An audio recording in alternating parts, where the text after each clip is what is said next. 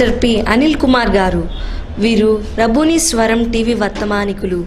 వీరు ఒంటరిగా అరణ్యంలోని కొండ ప్రాంతమునకు పోయి కొన్ని సంవత్సరముల నుండి ఈ ప్రాంతములో దేవునితో ఏకాంతంగా ప్రార్థనలో గడుపుచున్న దైవజనులు. దేవుని పరిశుద్ధాత్మతో నింపబడిన వారై అనేక ప్రాంతములలో పట్టణములలో దేవుని సువార్తను దేవుని శక్తిని అగుపరుచున్న దైవజనులు. వీరి ప్రార్థన ద్వారా రోగులు బాగుపడుచున్నారు, దురాత్మ శక్తులు పారిపోచున్నవి, సమస్యల నుండి విడిపించబడుచున్నారు. ఈ పరిచర్యలో ఎన్నో అద్భుతాలు, ఆశ్చర్యకార్యాలు, స్వస్థతలు జరుగుచున్నవి. పాస్టర్ పి అనిల్ కుమార్ గారు ప్రతి ఒక్కరి సమస్యల కొరకు వ్యక్తిగతంగా భారముతో ప్రత్యేకంగా ప్రార్థించున్న దైవజనులు.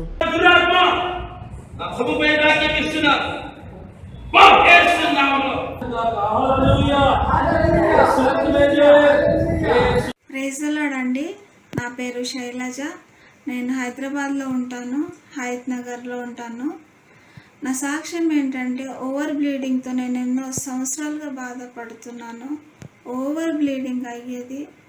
ఎన్ని హాస్పిటల్స్ తిరిగినాను, ఎన్నో మందులు వాడినాను, తగ్గేది కాదు. ఏం చేయాలో అర్థం కాయేది కాదు. ఆయుర్వేదిక్ మందులు కూడా వాడున్నాను, తగ్గేది కాదు. బాడీలో బ్లడ్ అంతా వెళ్ళిపోయేది. మళ్ళీ బ్లడ్ ఎక్కించుకునేదాన్ని, మళ్ళీ టాబ్లెట్స్ వాడేదాన్ని, అయినను తగ్గేది కాదు. ఏమి చేయాలో అర్థం అయ్యేది కాదు. తండ్రి పాదాలు పట్టుకొని గోజాడుతూ ఉండేది. నా సమస్యను అయ్యగారికి చెప్పాను. చెప్పినప్పుడు ఆయన బాధ ప్రార్థన చేశారు. నా విషయంలో ప్రార్థన చేసినప్పుడు దేవుడు ఆయనకు బయలుపరచబడ్డది. నా గర్భసంచి పాడై ఉందని చెప్పి ఇంతకుముందు స్కానింగ్ తీసినప్పుడు ఏది నార్మల్గా వచ్చేది, అన్నీ నార్మల్గా వచ్చేది. ఏమీ లేదని డాక్టర్ వాళ్ళు చెప్పేవాళ్ళు. అయినా ఆ ప్రాబ్లం ఉండేది. అయితే సేవకుడు ప్రార్థన చేసినప్పుడు, అమ్మ నీ ప్రాబ్లము గర్భసంచి పాడై ఉందిరా అని చెప్పారు. ఆయన ఒక నల్లని ఆకారం నా గర్భాన్ని పట్టుకొని ఉండడం ఆయన చూసి ఉన్నప్పుడు అరే ఆపరేషన్ చెయ్యని ఆయన చెప్పినప్పుడు, నేను చేసుకోలేని పరిస్థితిలో నేనున్నప్పుడు తిరిగి మళ్ళీ ఆయన నా ప్రాబ్లం చెప్తున్నాను. నా పట్ల ఆయన భారంగా ప్రేయర్ చేసినప్పుడు తండ్రి ఆయన ద్వారా నన్ను ముట్టి ప్రతి ఒక్క అవయవంలో ఆయన నన్ను నూతనగా ఇచ్చి మంచి ఆరోగ్యమును నాకైనా ఇచ్చారు. సజీవ లెక్కలో ఈ భూమి మీద ఉంచారు. ఏ ప్రాబ్లం లేకుండా ఇప్పుడు నేను చాలా ఆరోగ్యంగా ఉన్నాను. ఈ కార్యం చేసిన తండ్రికే సమస్తమైన మహిమలు, ఘనతలు, ప్రభావములు ఆయనకే చెల్లునుగాక. నా పట్ల ప్రార్థన చేసిన అయ్యగానికే వందనాలు. దేవునికే సమస్తమైన మహిమలు, ఘనతలు, ప్రభావం చెల్లునుగాక. ఆమేన్. ప్రియ దేవుని బిడ్డలారా, ఈ కుమార్తె పేరు శైలజ. చాలా సంవత్సరములుగా, ఇంచుమించు 13 సంవత్సరముల పైగా చాలా భయంకరమైన బ్లీడింగ్ ప్రాబ్లంతో బాధపడుతున్న కుమార్తె. అయితే అనేక హాస్పిటల్లో తిరిగింది. అనేక సార్లు తన బాడీలో బ్లడ్ అంతా అయిపోతే మరలా ఎక్కించుకుంటూ బ్రతికింది. కానీ హాస్పిటల్కి వెళ్ళి చూసుకున్నప్పుడు ఏమి లేదని చెప్తూ ఉండేవాళ్ళు. ఒక దినమున మా ప్రార్థనకు వచ్చి ప్రేయర్లో పాల్గొన్నప్పుడు, ప్రేయర్ చేసినప్పుడు దేవుడు కుమార్తె విషయమై బయలుపరచగా, అమ్మ నీ గర్భసంచి చాలా భయంకరంగా పాడై ఉంది, అది నల్లని ఆకారంలో కనపడుతుంది, దేవుడు నాకు చూపించినాడు అని చెప్పినప్పుడు నీవు కంపల్సరీగా ఆపరేషన్ చేయించుకోవాల్సి వస్తుంది అని చెప్తే, కుమార్తె అన్నది, అయ్యా నేను ఆపరేషన్ మాత్రం చేయించుకోలేను, నా పరిస్థితి బాగలేదు, నాకంత స్తోమత లేదు, నేను ఇప్పుడున్న పరిస్థితుల్లో నేను ఆపరేషన్ చేయించుకోలేను, నా కోసం ప్రార్థన చేయనప్పుడు మేమందరము కలిసి ప్రార్థన చేసినప్పుడు ఎప్పుడైతే ఆ కుమార్తె కొరకు ప్రార్థన చేయగా నూతన అవయములు యేసు నామములో రీక్రియేటగునుగాక, ఈ గర్భసంచి ముట్టి పరిపూర్ణమైన స్వస్థత ప్రభు అనుగ్రహించునుగాక అని ఎప్పుడైతే ప్రార్థన చేశామో, ప్రార్థన చేసిన తరువాత కృపగల తండ్రి ఆమె బ్లీడింగ్ ప్రాబ్లమ్స్ ఒక్క నిమిషంలో ఆపివేసినాడు. అభిషేక తైలం ఆరాధన అందరూ ఆహ్వానితులే. స్థలం Chennagoni Swami function hall, Kuntloor road, Hayath Nagar, Hyderabad. రబ్బునీశ్వరం వారి అభిషేక తైలం ఆరాధన తేదీ జూలై 14, 2024 అనగా రెండవ ఆదివారం. జూలై నెలలో రెండవ ఆదివారం జరుగుతున్న ఈ అభిషేక తైలం ఆరాధనకు మిమ్మల్ందరినీ ప్రేమపూర్వకంగా ఆహ్వానిస్తున్నాం. స్థలం Chennagoni Swami function hall, Kuntloor road, Hayath Nagar, Hyderabad. సమయం ఉదయం 10 గంటల నుండి 1 గంట వరకు, సాయంత్రం 6 గంటల నుండి 9 గంటల వరకు. ప్రార్థనలో ఎదగలేకపోతున్నారా? పరిశుద్ధాత్మ అభిషేకం కొరకు ఎదురు చూస్తున్నారా? స్వస్థత కొరకు ఎదురు చూస్తున్నారా? సమస్యలు వెంటాడుతున్నాయా? మన సమస్యలన్నిటికీ ఒకే ఒక్క పరిష్కారం ప్రార్థన. రండి, అభిషేక తైలం ఆరాధన. అందరినీ ప్రేమపూర్వకంగా ఆహ్వానిస్తున్నారు. అభిషేక తైలం ఆరాధనకు అందరూ ఆహ్వానితులే. రండి, మీ సమస్యల కొరకు రబ్బునీశ్వరం టీవీ వర్తమానికులు అయిన పాస్టర్ అనిల్ కుమార్ గారు మీ కొరకు ప్రత్యేకముగా ప్రతి ఒక్కరి కొరకు వ్యక్తిగతంగా ప్రార్థించారు. రబ్బునీశ్వరం ప్రత్యేక అభిషేక తైలం ఆరాధన. ఈ ఆరాధనకు మిమ్మల్ందరినీ ప్రత్యేకంగా ఆహ్వానిస్తున్నారు. జూలై నెలలో రెండవ ఆదివారం అనగా 14వ తారీఖున జరగబోతున్న ఈ యొక్క రెండవ ఆదివారం ప్రత్యేక అభిషేక తైలం ఆరాధనకు మిమ్మల్ందరినీ ప్రేమపూర్వకంగా ఆహ్వానిస్తున్నారు. రండి, దైవాశీర్వాదాలు పొందండి, మన సమస్యల నుండి విడుదల పొందండి, అద్భుతాలు ఆశ్చర్యమైన కార్యములతో దేవుని మహిమపరచండి. దేవుడు మిమ్మల్ని మెండుగా దీవించును గాక. రండి, దైవాశీర్వాదాలు పొందండి. అభిషేకం తైలం ఆరాధన అందరూ ఆహ్వానితులే. రండి, దైవాశీర్వాదాలు పొందండి. దేవుడు మిమ్మల్ని మెండుగా దీవించును గాక. Don't miss it. అనగా దేవుడు చేసిన కార్యమును మర్చిపోయి, ఆయన ప్రేమను మర్చిపోయి, ఆయన సహాయాన్ని మర్చిపోయి ఎవరైతే ఇటువంటి పనులు చేస్తారో వారికి దేవుడు పెట్టే పేరు ఏంటంటే వంచకుడు. వంచకుడు అని ఎవరు అంటారంటే, ప్రియా దేవుని బిడ్డలారా, ఒక్కసారి ఒక కుమార్తె నాకు బాగా తెలుసు. ఆ కుమార్తె ఇంటికి, వాళ్ళ ఇంటికి ఇప్పుడు పోతూ ఉంటాను. అన్నా వచ్చి ప్రార్థన చేయమని చెప్తాను, ఇంట్లో ప్రార్థన పెడుతూ ఉంటాను. వెళ్ళి ఆ ఇంటికి వెళ్ళి ప్రార్థన చేస్తూ ఉండేవాడిని. ఒక్కసారి ఆమె ఏం చేసిందంటే, ఎవరితోనో ఒక వ్యక్తితో పరిచయం జరిగింది. ఆ వ్యక్తి ఏం చేశాడంటే, ఫస్ట్లో ఎవరు కూడా ఆడపిల్లలకి ఎవరు డబ్బులు ఇవ్వరు కదా తల్లిదండ్రులు. అందుకని ఆ పరిచయమైన వ్యక్తి ప్రేమ అని ఒక మాట చెప్పి ఆ అమ్మాయికి అన్నీ ఇప్పించడం ప్రారంభించాడు. ఎక్కడికి సినిమాలకు తీసుకెళ్ళటం, హోటల్కి తీసుకెళ్ళటం, పార్కులకు తీసుకెళ్ళటం, ఏది కావాలంటే అది ఇప్పించటం, ఆ గిఫ్ట్లు ఇవ్వటం, మంచి మంచి వస్తువులు తీసుకొచ్చి ఆమెకి ఇవ్వటం. ఆ విధముగా చేసేపాటికి ఈ పిల్ల అనుకుందో, మా తల్లిదండ్రుల కంటే వీడే నన్ను బాగా ప్రేమిస్తున్నాడు అనుకుంది. కొన్ని రోజులు గడిచిన తర్వాత వాడేం చేశానంటే, మనం పని చేద్దాం, నా దగ్గర కూడా ఇక వాడి దగ్గర డబ్బులు అయిపోయే సమయం వచ్చేదేమో అనుకున్నాడు. మనం ఏదో వెళ్ళిపోదాం, చక్కగా నా మాట విని మీ ఇంట్లో ఏదో ఉంటే తీసుకొని రా అన్నాడు. ప్రియా దేవుని బిడ్డలారా, చూడండి వాడు ఎంత భ్రష్టుడో. అప్పుడైనా ఈ యొక్క పాపకు అర్థమైందా వాడు ఎందుకు ఈ విధంగా నన్ను పిలుస్తున్నాడు? నిజముగా ప్రేమించేవాడైతే నన్ను వేరే విధంగా ఉంటాడు కదా, ఇట్టెందుకు మాట ఆలోచన చేయలేదు.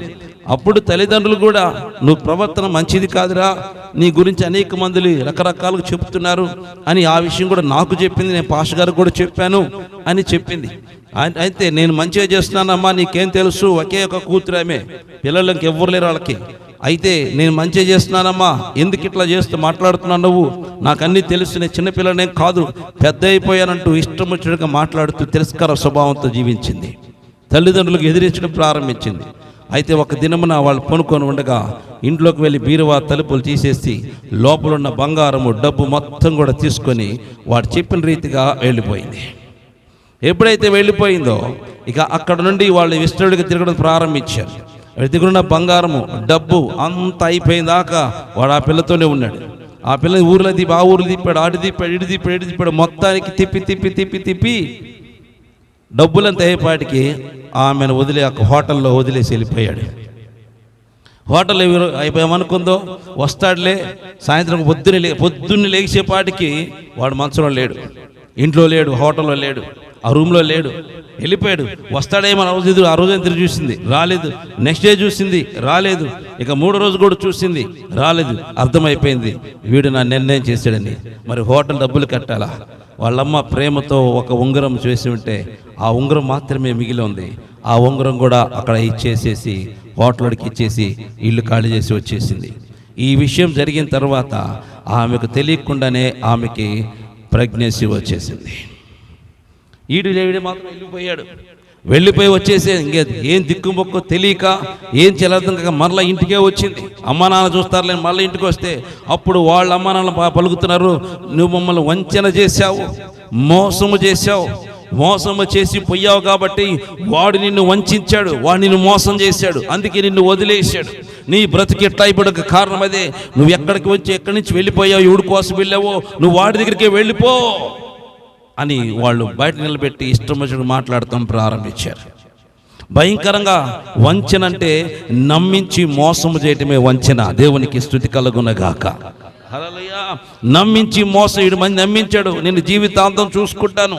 అబ్బవాడికి ఆ పిల్లకి ఆకాశ నక్షత్రాలు మొత్తం చూపించాడు. దేవునికి స్తుతి కలుగునగాక. ఏం చూపించాడు? ఆకాశ నక్షత్రాలు మొత్తం చూపించాడు. అసలు నువ్వు అడగలగా నాకు గుండె పీకెత్తాడు. గుండె పీకెత్తాడమ్మా? అమ్మా అవి అనుకుంది పాప, గుండె పీకెత్తాడు. మా ఆయన మావాడు గుండె పీకెత్తాడేమో, నేను ఎంత ప్రేమిస్తున్నాను అనుకుంటా. ఇంకొంతమంది విచిత్రమైంది, నువ్వు అడగాలి కానీ చందమామ తీసుకొచ్చి ఇస్తానంట. ఎవరు తీసుకొచ్చి? అమ్మా నువ్వు అడగాలి కానీ చందమామ తీసుకొచ్చి చేతిలో పెడతా. ఈ మాయపాడికి ఏమనుకుంటుంది, అమ్మో చందమామ తెచ్చి చేతిలో పెడతాడంట, వీడికి ఎంత ప్రేమ. ఎవరు? ఎంత వేరేది కదా, మెంటల మొఖాలు. ఏం చేస్తాం? అరే సన్నాసుడా చందమామ ఎడ తీసి ఇస్తాను అడగొద్దు. అసలు ఆ మాటే పోయింది. నమ్మిన మాటలు, యథార్థమైన మాటలు ఎవరు వినర్రా? సత్యం ఎవరికి నచ్చదు, అసత్యమే నచ్చింది. అబద్ధాలే నచ్చుతాయి. అబద్ధాలే జీవితాన్ని పాడు చేస్తాయి. అబద్ధాలే జీవితాన్ని నాశనం చేస్తాయి. అబద్ధ మాటలు మన జీవితాన్ని చక్కపరచలేవు. నిజమైన ప్రేమ నీ తల్లిదండ్రుల ప్రేమ, రెండవది యేసయ్య ప్రేమ, మొదటి ప్రేమ. దేవునికి స్తుతి కలుగునగాక. హలో, యేసయ్య ప్రేమే మొదటి ప్రేమ. ఆ తర్వాత నీ తల్లిదండ్రుల ప్రేమ. ఇంకో 3వ ప్రేమ ఎప్పుడో తెలుసా? నువ్వు పెళ్లి చేసుకున్న భార్య భర్తల ప్రేమ, అది 3వది. దేవునికి మహిమ కలుగునగాక. ఈ 3 కరెక్ట్గా ఉంటేనే వాళ్ళ జీవితాలు పర్ఫెక్ట్గా ఉంటాయి. ఈ 3 ఒక్కటి తప్పినా కానీ ఆ 3వ స్థానంలో మధ్యలో ఎవడని పెట్టావనుకో, ఆ జీవితం అయిపోయింది టీకా. 3వది ఏంటి? భార్య భర్తల ప్రేమ. భార్య భర్తల ప్రేమ మధ్యలో ఇంకో ప్రేమ పెట్టావనుకో, లవ్ స్టోరీ పెట్టావనుకో, నీ జీవితాంతం కూడా ఏమంటుందని పొలాలతో పొడవటమే. నీ జీవితాంతం పొడుస్తూనే ఉంటారు. అదంతా ఏడుపుకరమైన జీవితమే. అందుకే మొదటి ప్రేమ యేసయ్యది, 2వ ప్రేమ ఎవరిది? తల్లిదండ్రులది, 3వ ప్రేమ భార్య భర్తలు. ఇంతే, ఇదే మన జీవితం. ఈ 3 ఉండాలి కానీ మిగతాది మధ్యలో భార్య భర్తలు కాకముందే ప్రేమలు ఉన్నారా సచ్చారే, ఇంక అయిపోయారు వాళ్ళ జీవితం. ఈ పిల్ల అదే పని చేసింది, వంచన చేశాడు, డబ్బు పోయింది, బంగారం పోయింది, అన్ని పోయినాయి. ఆఖరికి కడుపులో బిడ్డను వేసుకొని తల్లిదండ్రులకు వస్తే వాళ్ళకి ఫోన్ ఎడుతుంటే ఆ అమ్మాయి ఉండలేక నాకు ఫోన్ చేసింది, అన్నా అంకుల్ రండి అంకుల్ అని. వాళ్ళ అమ్మ కూడా ఫోన్ చేసింది, అయ్యా ఇటు వచ్చాడు, కూతురు వచ్చింది రా అయ్యా అనగలనే. నేను కూతురు వచ్చిన సంతోషంగా అరావుడి ఇంటికి వెళ్ళేపాటికి అందరు కూర్చొని ఏడుస్తూ కూర్చున్నారు. ఏంటంటే వాడు వదిలేసి వెళ్ళిపోయాడయ్యా, ఈ పిల్లకి ఏమో కడుపు వచ్చింది, వాడు వంచన చేసి వెళ్ళిపోయాడు, నయవంచకుడు మోసం చేసి వెళ్ళిపోయాడయ్యా. ఇప్పుడు దీన్ని ఏం చేయమంటావు? నా ఇంట్లో వద్దు, నాకు పరుగు పోతుంది, తల ఎత్తుకొని తిరగలేను, వాడు ఎప్పుడు వస్తాడో తెలియదు. ఈ పిల్ల చేసిన పనికి మేము చచ్చిపోవాలనుకుంటున్నాం, మొత్తము ఊరేసుకొని వేండ్రు దాకా చచ్చిపోదాం అనుకుంటున్నామని చెప్పారు. అమ్మా ఆగండి, తొందరపాటు నిర్ణయాలు తీసుకోవకండి. ఏం చేయమంటావు పాస్? నా మాట వింటానంటే ఒక మాట మీకు చెప్తాను, వింటారా అన్నా. చెప్పయ్యా అంది. నువ్వు చేస్తానని మాటిస్తేనే చెప్తానని చెప్పా. అయ్యా నీకు మాట ఇస్తున్నానయ్యా అంది. అప్పుడు చెప్పాను, మొదటి నిర్ణయము నువ్వు చావడానికి నిర్ణయం తీసుకోవద్దన్న. దేవుని స్తుతి కలుగునగాక. చచ్చిపోతే పరిష్కారం కాదు. చచ్చిపోయిన నీ నింద నీ మీద ఉంటుంది, బ్రతికినా నీ నింద ఉంటుంది. ఒకవేళ చచ్చావనుకో, ఆ పిల్లట చేసిన మొత్తం అందరూ చచ్చిపోయారని చెప్పేసి ఇదే జీవితం, ఇదే విశ్వాసి బ్రతుకని అందరూ ఎగతాళించి తద్వారా ఈ దేవుని నామానికి మహిమ రాదమ్మా, నా మాట వినండి అని చెప్పాను. దానిలో బయటకు మరి ఈ పిల్ల ఏం చేయమంటే చేర్చుకోండి అన్న. దేవుని స్తుతి కలుగునగాక. హల్లెలూయా. ఇదేం అన్యాయమయ్యా, అది వంచన చేసిపోయింది అయ్యా, మోసం చేసిపోయింది, ఎట్లా తెచ్చుకోమంటావు, ఏం న్యాయం చేస్తున్నావు అంటే నువ్వు చేర్చుకో, లేకపోతే నీ పిల్ల ఇంకా వ్యభిచారిగా మారిపోతుంది, ఇంకా భ్రష్టత్వంలోకి వెళ్ళిపోద్ది. కనుక చేర్చుకో, ఏదో ఒక రోజున దేవుడు న్యాయం చేస్తాడు, ఏదో రోజున దేవుడు కృప చూపుతాడు. మరి గర్భంలో శిష్యువు ఏం చేయమంటే నన్ను అడిగితే నేను చెప్పాలి, తీసేమని చెప్పాలా? అమ్మా ఆడు చెప్తే ఏమవుతుంది? నేను అంతకుండా అవుతాను. దేవుడు ఏ కార్యం చేసి ఆ కార్యం చేస్తాడు. పెరిగితే పెరగనివ్వండి అని చెప్పా. ఆ తర్వాత మగపిల్లడు పుట్టాడు. పుట్టిన తర్వాత సంవత్సరం తర్వాత వాడు మరలా తిరిగి వచ్చాడు. దేవుని స్తుతి కలుగునగాక. హల్లెలూయా. వంచకుడు, వీళ్ళని ఏమంటారు? వీళ్ళని దేవుడు చేసిన మేళ్లను మర్చిపోయి ప్రవర్తించే ప్రతి ఒక్కరెవరు? వంచకులు. వంచకులు చాలా జాగ్రత్త. దేవుడు వారికి ఇచ్చే బిరుదేంది? వంచకుడు. అందుకే ఇశ్రాయేల్ ప్రజలకు దేవుడు ఇచ్చిన బిరుదేంది తెలుసా? ఆయన దగ్గర మేలు పొందుకున్నారు, దేవుని పొందుకున్నారు, సమృద్ధిగా తింటున్నారు, సమృద్ధిగా ఆశించబడుతున్నారు, సమృద్ధిగా దీవించబడుతున్నారు, సమృద్ధిగా పోషించబడుతున్నారు. ఏ మేలు కొదువు కాకుండా సమస్తం ఆయన అనుగ్రహిస్తున్నాడు. వాళ్ళు నివసించేది కొండ ప్రాంతం. కొండల మీద నివసించేవారు, ఎత్తైన పర్వతాల మీద నివసించే వారికి నీరు కావాలా?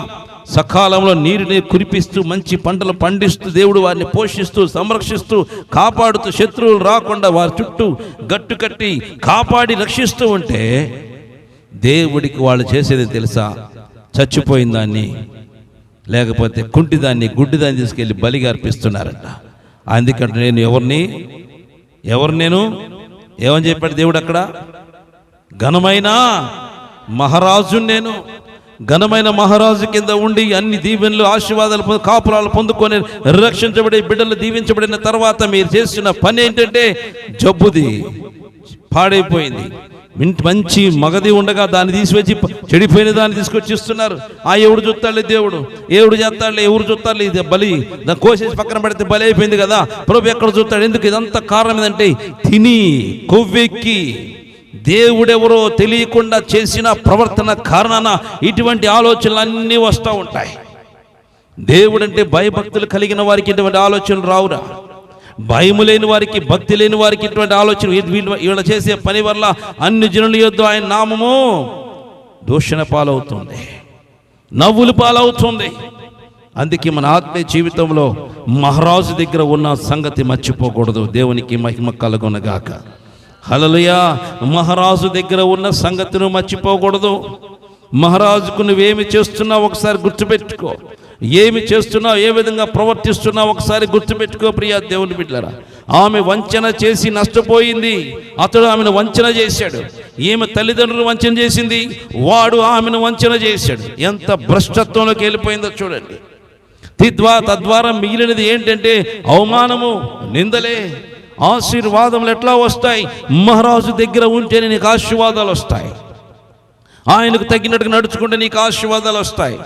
దేవుని హృదయము వాంఛను తీర్చే బిడ్డగా ఉంటే ఆశీర్వాదాలు వస్తాయి, సమృద్ధి ఉంటుంది, దీవెనలు ఉంటాయి. వీటన్నిటికీ ఒకటే కారణం, మహారాజు దగ్గర వినయ విధేయత ఉండటమే.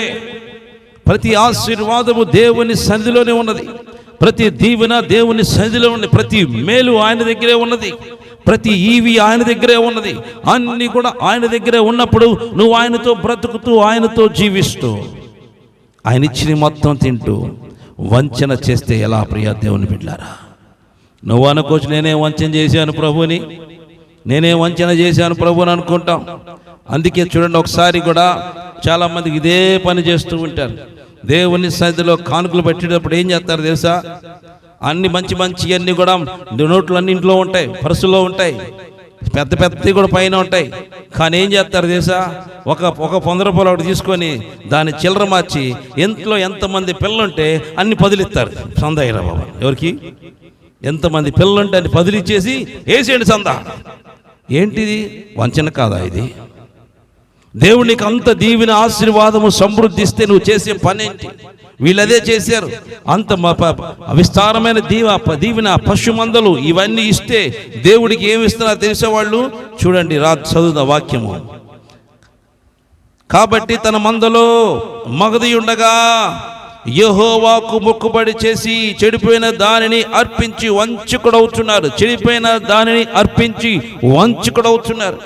ఇంట్లో మంచి ఉండగా దేవుని సన్నిధికి చెడు తీసుకొస్తారు.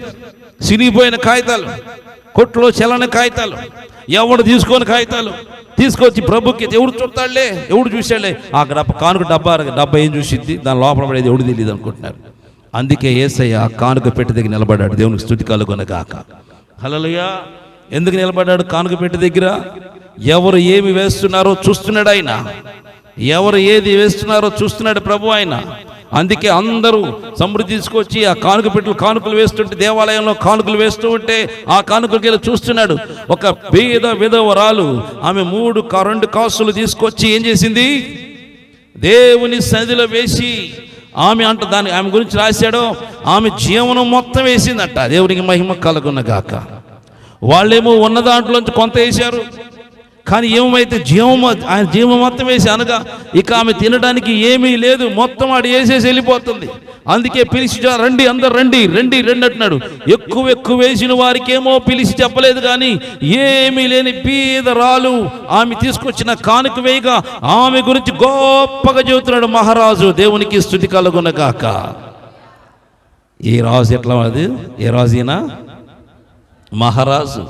అబ్బా, అందుకే ఆయనకు ఆ పేరు. దేవునికి స్తుతి కలుగునగాక.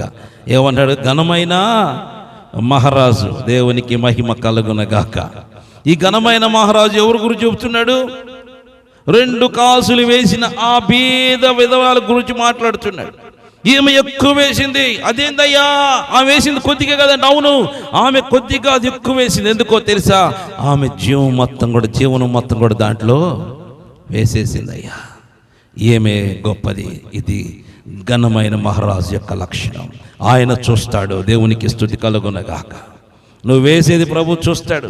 ఇక్కడేమో 10, 5 వేస్తాం. ఎందుకంటే చెడిపోయిన మొత్తం వేస్తాం. ఒక్కో చోట బయట తీస్తాం. ఎక్కడికి వెళ్ళి హోటల్కి వెళ్ళినప్పుడు పెద్ద అమ్మా, బట్టల షాప్కి పెద్ద కొట్లకి వెళ్ళినప్పుడు పెద్ద ఆడికి వెళ్ళి పెద్ద తీస్తారు. యేసుప్రభు దగ్గర 10 వేస్తారు. దేవుని స్తుతి కలుగునగాక. ఎక్కడ న్యాయం రాయిది? అందుకే మీరెవరు వంచకులు. దేవుడిచ్చిన దీవెనలు తిని బలిసి ఇశ్రాయేలు ప్రజలు చేసినట్టుగా చేస్తే ఏ విధంగా మీకు ఆశీర్వాదం వస్తుంది? ఏ విధంగా దీవించబడతారు? ఏ విధంగా మీ అవసరాలు తీర్చబడతాయి? ఏ విధంగా దేవుని సన్నిధి నుండి నువ్వు మేలు పొందుకుంటావు? చాలా మంది అంటారు, దేవుడు మనకిచ్చేది ఏందయ్యా, మనం ఆయనకి ఇచ్చేది. ఇక్కడ ఏం చెబుతున్నాడు? ఆయన ఇచ్చే దేవుడు అయితే కాదు. ఆయన కానుకలు పెట్టి దగ్గర ఎందుకుంటాడు? దేవునికి మహిమ కలుగునగాక. కానుక పెట్టి దగ్గర నుండి ఎందుకు చూస్తాడు? నువ్వు చేసిన దాన్ని బట్టి ఆయన ఇవ్వటం ప్రారంభిస్తాడు. అందుకే ఆయన చూస్తాడు. దేవునికి స్తుతి కలుగునగాక. దేవుడు నీకు ఆశీర్వాదాలు ఇవ్వాలంటే ముందు నువ్వు చేసే బుద్ధి ఉండాలా. శ్రేష్టమైనవి ప్రభువుకి ఇవ్వాలా. ఆశపడి వెళుతున్నాం.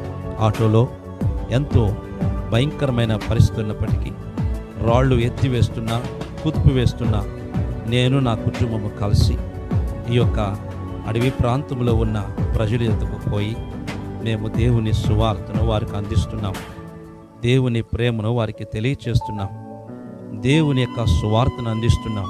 ప్రభు ప్రేమ వారికి తెలియపరుస్తూ దేవుని యొక్క రాజ్య సువార్తను మేము వారికి తెలియచేస్తున్నాం. కనుక ప్రియా దేవుని బిడ్డలారా, ఇదిగో ఈ యొక్క మారేడుమిల్లిలో భయంకరమైన అడవి ప్రాంతంలో మేము పోతున్నాం. ఏమున్నాయో మాకు తెలియదు. అయినప్పటికీ ఇదిగో మీరు చూస్తున్న ఈ గ్రామమే మేము సువార్త ప్రకటించిన గ్రామం. మన ప్రభు అయిన యేసుక్రీస్తు నామం పేరిట మీకందరికీ శుభములు తెలియజేస్తున్నాను. ప్రియ దేవుని బిడ్డలారా, మీరు చూస్తున్న ఈ యొక్క మందిరము మారేడుమిల్లిలో 2వ మందిరముగా ఉన్నది. ఇది మారేడుమిల్లి అడవి ప్రాంతంలో. ఎందుకంటే ఈ ప్రాంతంలో దేవుని మందిరము కట్టాలని ఆశపడుతున్నాను. ఈ ప్రాంతంలో ఇట్లా మందిరం ఈ విధంగా ఉండటం వల్ల ఆరాధన చేసుకోవటం చాలా కష్టమవుతుంది. కనుక ప్రియ దేవుని బిడ్డలారా, ఈ ప్రాంతంలో ఈ యొక్క మందిరము కట్టి దేవుని స్వేచ్ఛగా ఆరాధన చేసుకోవాలని ఆశపడుతున్నాను. కనుక ఈ యొక్క మందిరం కొరకు మీరు ప్రార్థన చేయండి, సహకరించండి. ట్రైబల్స్ ఏరియాలో అడవిలో నిర్మించిన రబ్బుని ప్రార్థనా మందిరం ఇది. ఈ రీతిగా ఇక్కడ ఆరాధన జరుగుతున్నది.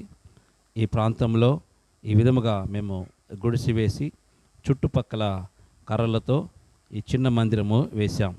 అయితే వర్షం వచ్చినప్పుడు కారిపోతుంది, చాలా ఇబ్బందిగా ఉంటుంది. అయినను దీంట్లోనే మేము ఆరాధన జరిగిస్తున్నాం. దీంట్లోనే ప్రభుని గణపరుస్తున్నాం. ఎందుకంటే ఇది దట్టమైన అడవి ప్రాంతం కాబట్టి ఆ ప్రాంతంలోనికి ఈ విధంగా వేయడానికి అవకాశం దొరికింది. దేవుడిచ్చిన ఆ యొక్క అడవిలో ఉన్న ఆ యొక్క చెట్ల కొమ్మలతోనే ఈ మందిరం నిర్మించి ఈ విధముగా మేము ఆరాధన జరిగిస్తున్నాం.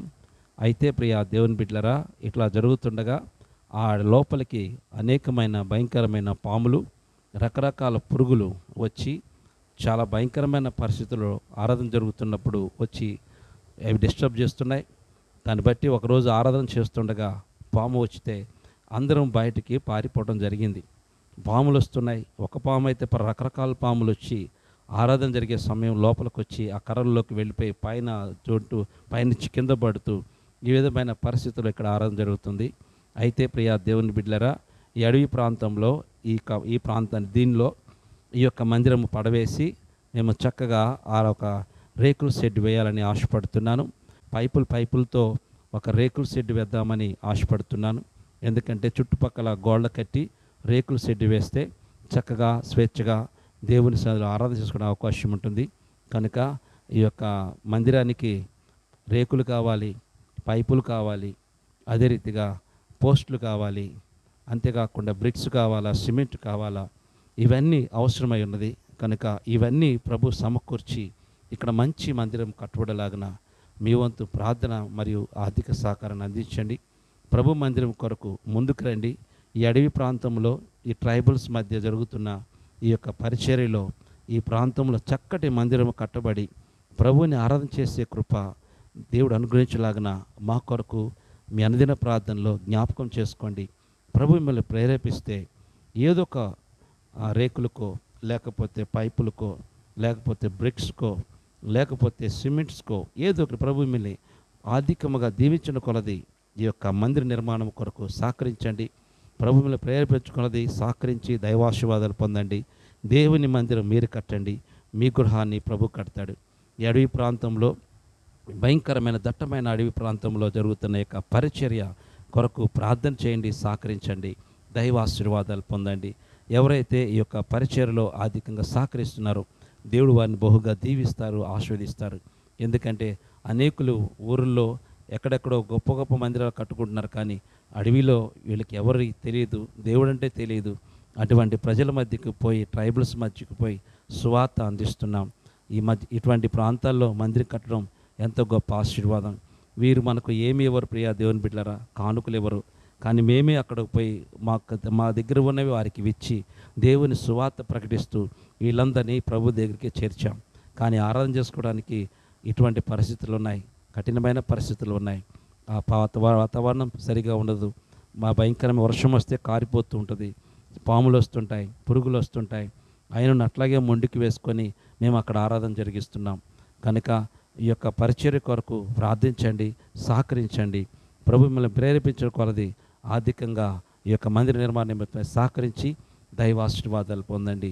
దేవుడు మిమ్మలను మీ కుటుంబాలను మెండుగా దీవించి ఆశీర్వదించును గాక. Praise the Lord. God bless you. మా address pastor P Anil Kumar, Netaji colony, road number 9, Hayath Nagar, Hyderabad, Rangareddy జిల్లా.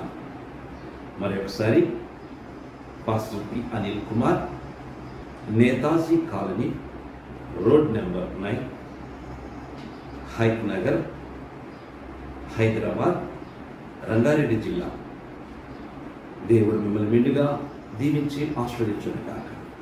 మీకైనా ప్రార్థన అవసరం ఉండేలా నేడే మిమ్మల్ని సంప్రదించి దైవాశీర్వాదాలు పొందండి. దేవుడు మిమ్మల్ని మెండుగా దీవించి ఆశీర్వదించును గాక.